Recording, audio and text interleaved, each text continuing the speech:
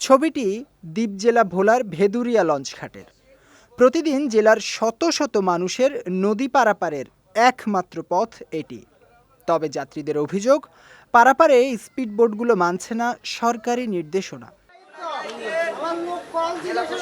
জীবনের ঝুঁকি নিয়ে ধারণ ক্ষমতার অধিক যাত্রী পারাপারের পাশাপাশি সরকার নির্ধারিত ভাড়ার তুলনায় যাত্রীপ্রতি ৫০ টাকা অতিরিক্ত ভাড়া আদায়ের অভিযোগ রয়েছে স্পিডবোটগুলোর বিরুদ্ধে।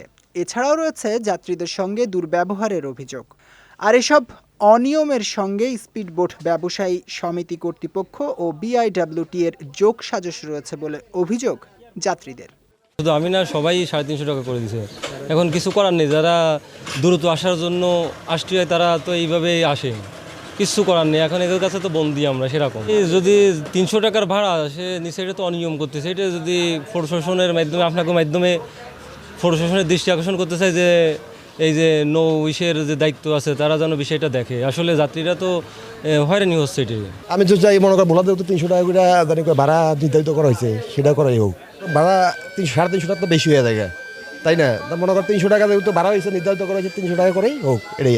আমরা বরিশাল থেকে ভেদুরিয়া আসি ৩৫০ টাকা দিয়ে। এখন আগে দেখি ৩০০ টাকা ভাড়া, এখন ৩৫০ টাকা নেই।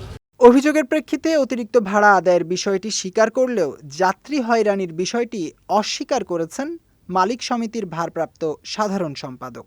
গত স্বৈরাচারের আমলে এই ঘাটের ৩০০-৩৫০ টাকা করে ভাড়া নির্ধারণ ছিল।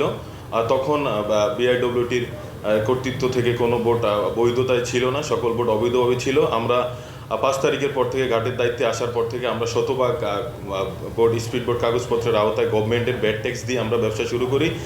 এবং একটা সময় আমাদের গভর্নমেন্ট ৩০০ টাকা ভাড়া নির্ধারণ করা হয়েছে, এটা আমাদের আলাপ আলোচনা ছাড়াই। আপনারা জানেন যে বর্তমানে তেলের দাম, দ্রব্যমূল্য ঊর্ধ্বগতি এবং মোবিলের দাম অনেক বেশি। সেক্ষেত্রে আমাদের গভর্নমেন্টের আমাদের যে বোট, স্পিডবোটের কাগজপত্র আমাদের ১০ জন করে নির্ধারণ করা, সেক্ষেত্রে আমরা ৮ জন করে যাত্রী পারাপার করছি, অতিরিক্ত লোড আমরা নিচ্ছি না।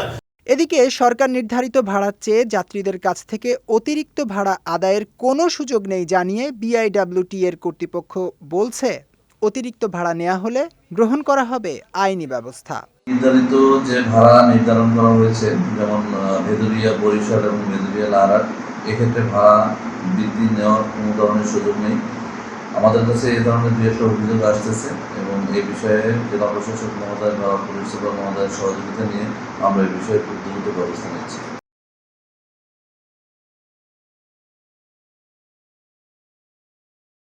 দ্রুত সময়ের মধ্যে যথাযথ ব্যবস্থা গ্রহণ করে এই সমস্যা সমাধানের দাবি করেছেন স্থানীয়রা।